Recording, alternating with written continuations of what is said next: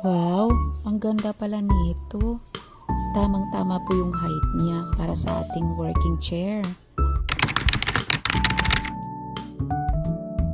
Yung na-receive ko nga pala ito guys, balot na balot po siya. Tingnan nyo naman, naka-bubble wrap pa.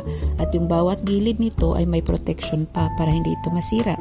At mabilis lang din itong ikabit. Position mo lang yung 4 na bakal na yan at lagyan ng mga screw yung kanyang mga butas.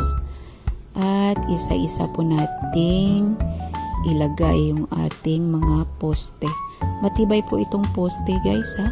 Parang pwede na nga pang-arnis eh. Ayan lang po kabilis ang paglagay sa kanya. At ayan na, buong-buo na po yung ating mesa. O diba, napakadali lang at ang ganda niya pa tingnan. Pwede ito sa tabi ng ating higaan, pwede rin sa ating working area.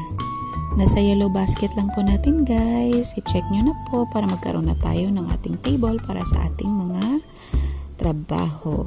Bye guys!